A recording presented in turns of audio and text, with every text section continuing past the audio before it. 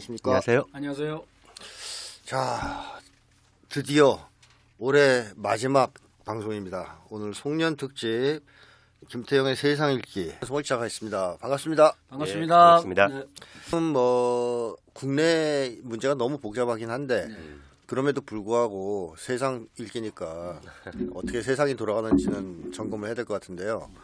최근에 한국 사회에서 또 하나의 충격적으로 다뤄졌던 뉴스가 있습니다. 시리아 아사드 정권의 붕괴. 그래서 시리아 사태라고 이제 얘기할 수 있겠는데 요 얘기를 좀 해봐야 될 것 같아요. 근데 이제 이번에 보면은 꼭 미국만이 아니라 지금 사실 가장 큰 수혜를 본 나라는 튀르키예다. 터키. 이런 터키다. 이런 말이 나오고 있거든요. 그리고 실제로 HTS 자체가 터키가 훈련을 시켰다. 이러니까 그렇죠. 자금도 지원도 해주고. 예, 맞습니다. 그리고 실제로 터키 군도 상당히 영향을 같이 강하게 갖고 있는 것 같고. 그래서 어떻게 보면 요즘에 그 튀르키예 사람들은 뭐 옛날에 오스만 지역을 수복했다. 만세. 이런 만세 부르고 있고 뭐 그런 장면들이 영상에 잡혀요. 네. 그래서 지금 어떻게 보면은 오히려 지금 미국이 자기들은 계속 저기 쿠르드 지역만 지금 점령하고 있는데 다마스커스는 오히려 튀르키예가 사실상 점령한 꼴이라서 그렇죠. 그런 과정에서 지금 원래 쿠르드족을 또 이 터키가 미워하니까 테러 집단이라 그래서 싫어하죠. 그 지역을 또 석유가 나오기 때문에 그 지역을 지금 뺏으려고 한다는 거예요. 그래서 튀르키예하고 이제 쿠르드하고 싸움이 붙을 것이다 이런 얘기가 지금 나오고 있는데 이렇게 본다면은 미국의 책임만이 아니고 이 시리아가 무너진 게 튀르키예가 겉으로는 러시아하고 이란하고 협력하는 척하면서 반제 지정에 서는 척하면서 뒤로는 이게 호박식간 그래서 자기들이 욕심을 채운 요런 짓거리를 한 게 아니냐 뭐 이런 얘기 나오고 있거든요. 그래서 그런 점 중동의 어떻게 박쥐다, 보십니까? 이런 그렇지 소리. 그렇죠. 양다리 걸치는 거죠 튀르키예가. 지상 그 최대 박쥐. 예. 예. 큰 그래서 박쥐네. 말씀하신 것처럼 이제 그 미국이 북동부 유전하고 곡창지대에 네. 또 아리를 튼 상태에서 네. 그동안 그 이란하고 러시아, 튀르키예, 시리아가 그 정치 협상으로 이렇게 문제를 풀어보자라고 한 게 이제 아스타나 협정이죠. 그렇죠. 아스타나 협정이죠. 그 프로세스를 이제 몇 년간 추진해왔고 푸틴도 또 아사드도 이란도 상당히 거기에 기대를 걸었던 것 같아요. 언제까지 이렇게 분쟁을 할 수는 없는 거니까 인류 전사에서.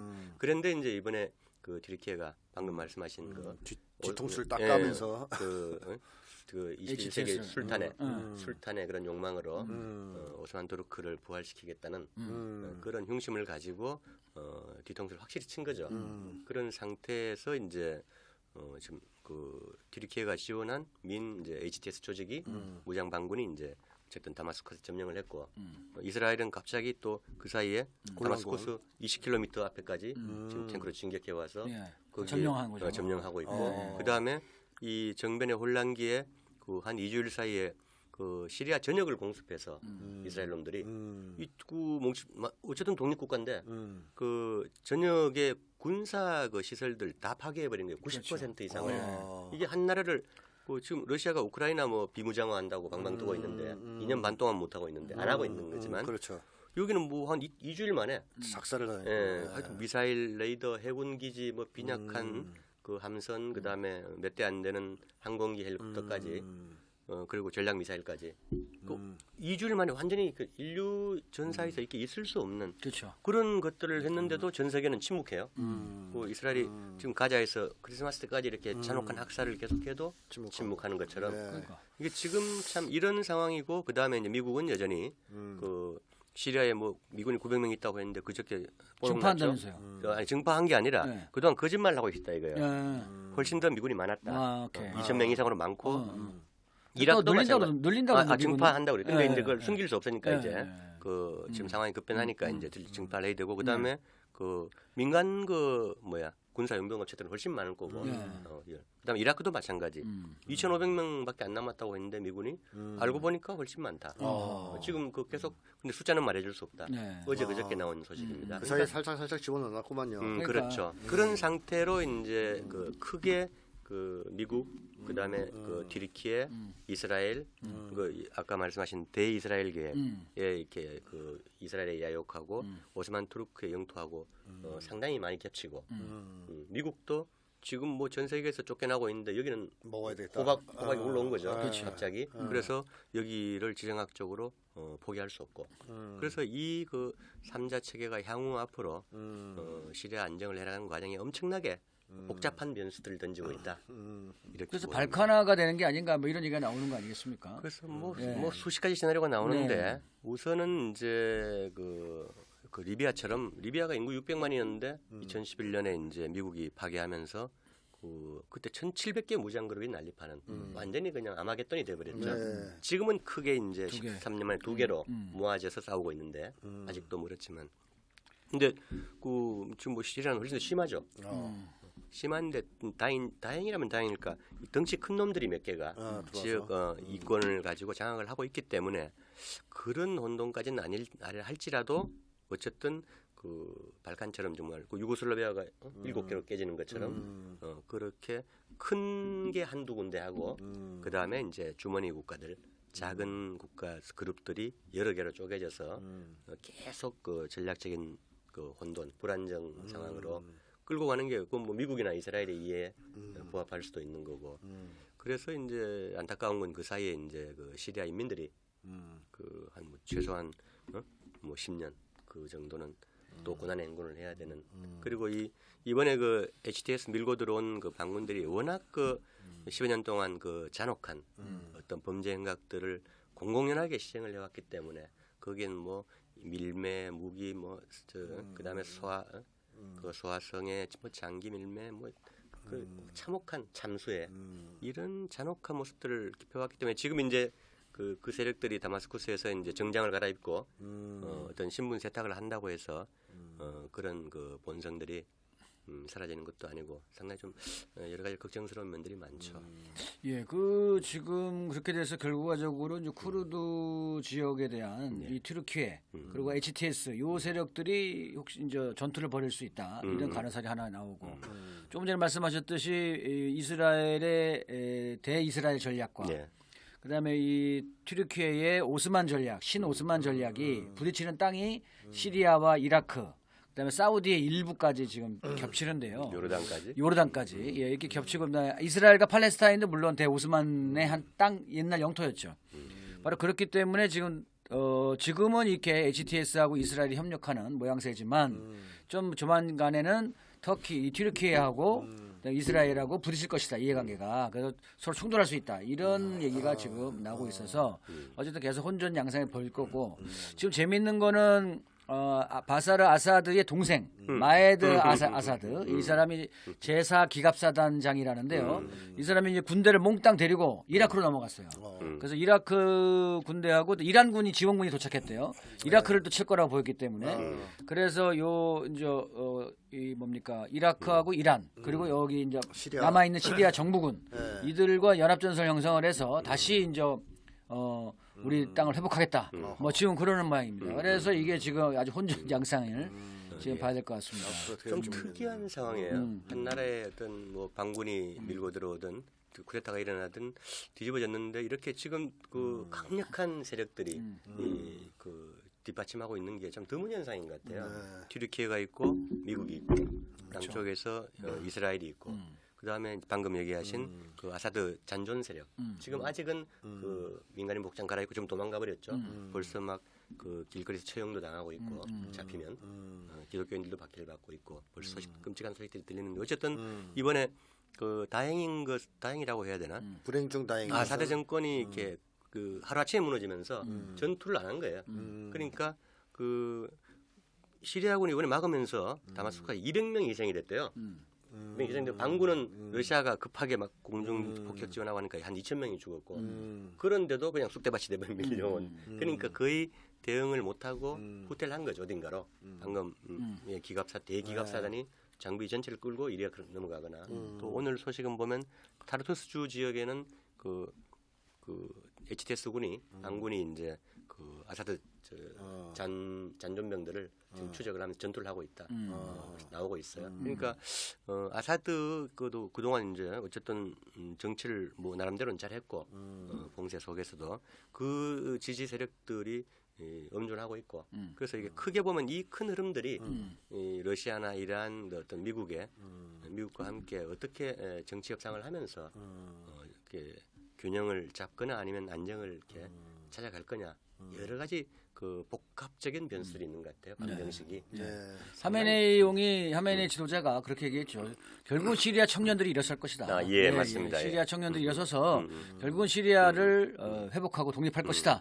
이렇게 아주 뭐 공개적으로 얘기를 했는데요. 예. 뭐 압제가 있는 곳엔 또 그 나라의 민중들이 또 일어나지 않겠습니까? 뭐 상당히 어려움이 있겠지만 그렇게 될 거라고 봅니다. 아, 그 얘기 저도 보니까 짠하더라고요. 그러니까 시리아 청년들이 일어날 것이다. 이렇게. 믿는다.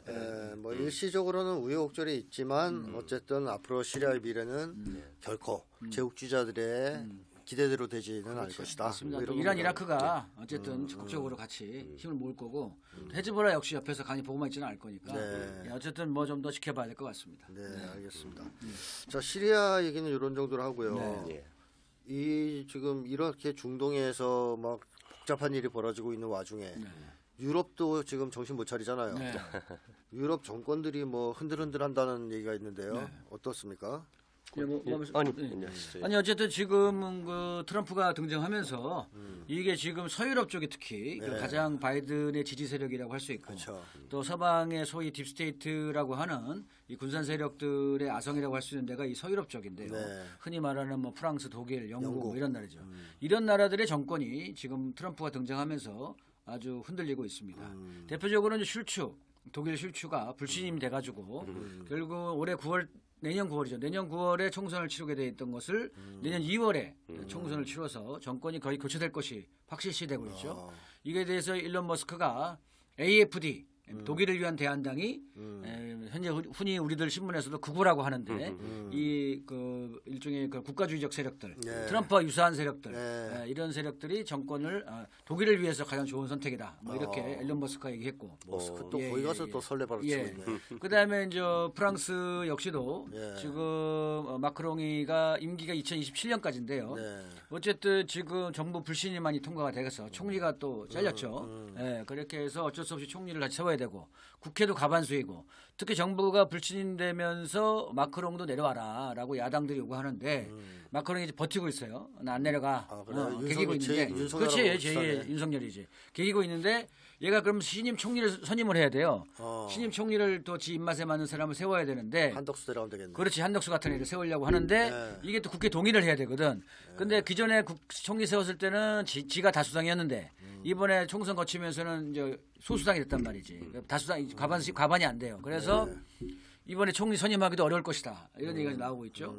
그렇게 되면서 이제 마크롱이 정권이 거의 끝나가는 게 아니냐라는 이런 얘기가 나오고 있고 그 강력한 대안으로 부상하고 있는 국민전선 마리르팽 국민전선의 당수가 마크롱은 이제 끝났다 뭐 이렇게까지 얘기할 정도로 프랑스 정권 교체도 내년쯤에 상당히 가능성이 높아지고 있다 이렇게 보여집니다. 영국은요? 영국도 지금 라이즈 파라지, 라이즈 독립당, 옛날에 지금 개혁당이라고 그러죠.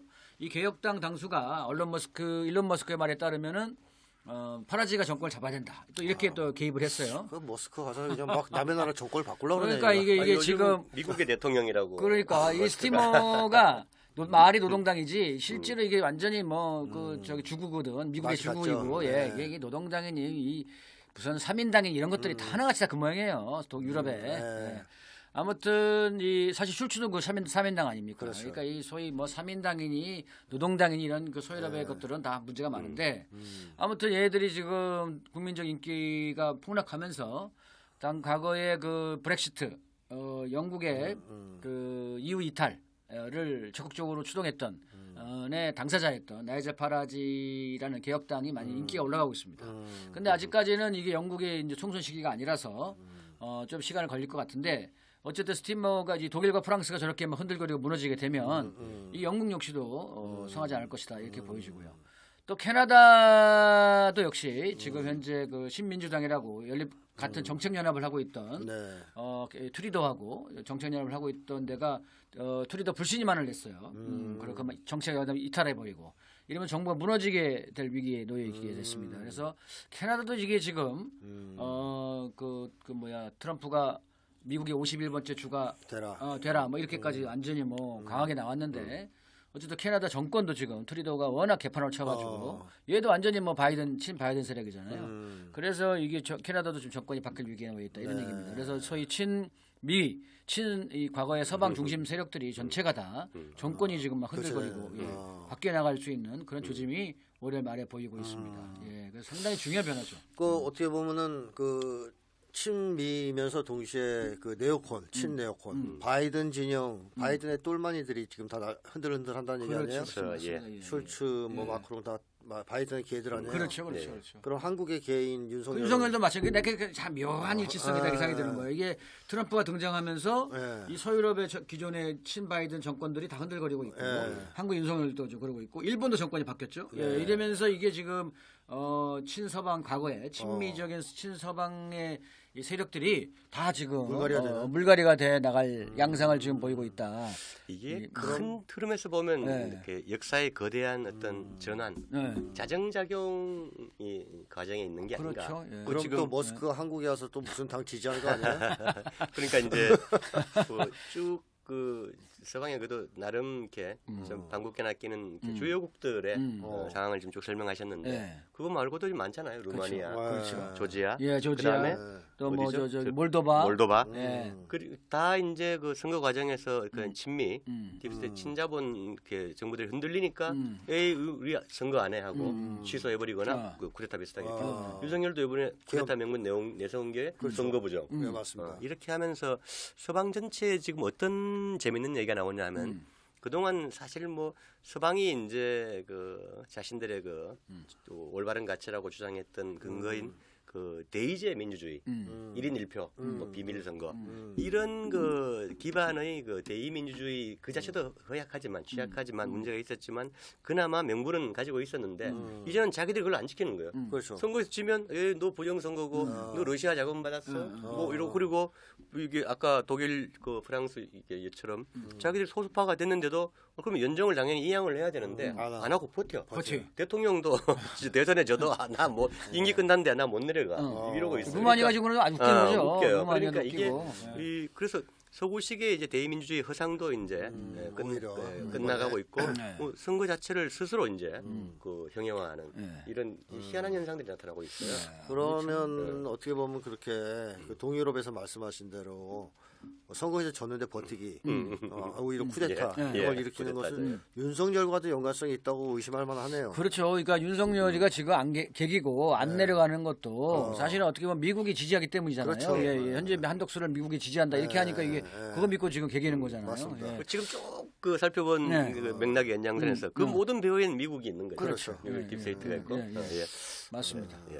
그래서 재밌게 아주 이게 엮여 있는 것 같아요. 그렇죠. 엄청나게 전환기적 양상이에요. 이 과도기적 특성이기도 하고. 젤렌스키도 5월에 임기 끝났는데 그렇죠. 아직 버티고 버티고 있는 거고. 그 심지어 거기는 이제 그 이수권자인 의회도 8월달에 같이 끝났는데 이제 아무도 없어.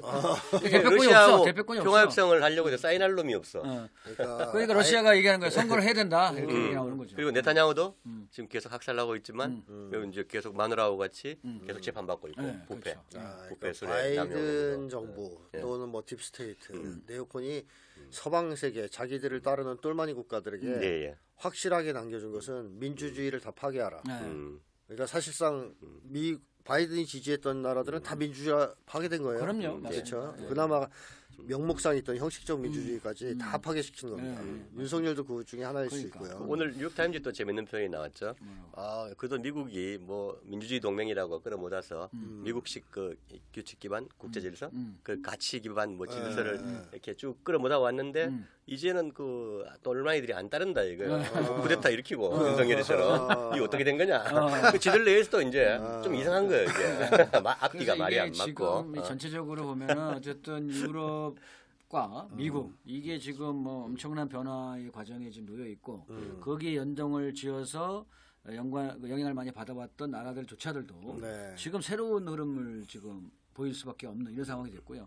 일본을 보더라도 지금 노골적으로 지금 중국하고 협력 관계를 회복하는 이런 모습도 보이고 있죠. 그래서 어쨌든 내년 되면 이 변화의 흐름이 보다 더 뚜렷해질 것이다 이렇게 보여지고요. 한국 역시 뭐 윤석열이 아무리 그래봐야 어쨌든 대세는 못 바꾼다.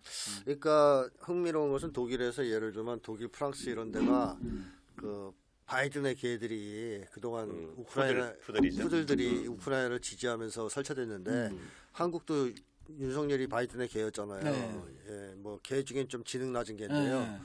근데 어쨌든 이 개들이 지금 청산되고 있는 거 아니에요. 그렇죠. 트럼프 쪽에서 다 치워라. 네. 예. 이 개들 말고 다른 개로 좀 바꿔라. 근데 한국 다른 계획이 될지 안 될지 뭐. 근데 그게 한국에서는 어떻게 작용을 할지. 그러니까 바이든 개는 치울 거고 트럼프가 자기 개를 내세울 텐데 트럼프가 선호하는 개는 뭘까요? 아니 트럼프보다는 우리 국민들이 이제 나서서 이 기회를 아니 뭐 이용해서 그건 당연한 그럼 얘기고. 당연히 국민들이 나서서 해야지. 당연한 얘기인데 트럼프가 선호하는 개는 뭘까요? 글쎄요. 트럼프는 한국에 관심 별로 없나?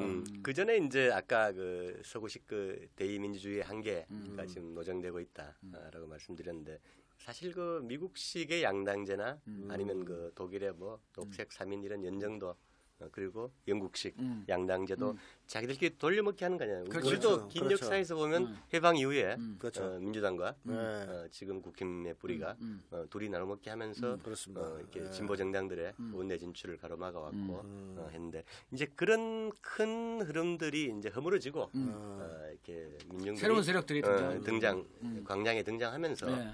실제 그 국민 어떤 대표성을 실제 어떤 힘만큼 이렇게 가지고 이게 이렇게 밀고 나가는 이런 새로운 흐름들이 시작되어야 하지 않는가? 네, 예. 맞습니다. 저희들도 그럴 때라고 봅니다. 저희는. 예. 예. 저 거대한 시대적 변화에서 세계가 막 혼란한 것 같지만 또 보면 이렇게 맥으로 한 맥으로 이렇게 예. 이어져 있는 예. 그런 흐름을 볼 수 있어요. 예. 그래서 우리 한국의 지금 이 복잡한 상황도 한국만의 문제가 아니라 그렇죠. 이 급변하는 세계 질서 속에서 발생하는 하나의 사건으로 이해할 필요도 있겠다 라는 예. 생각이 들었습니다. 예.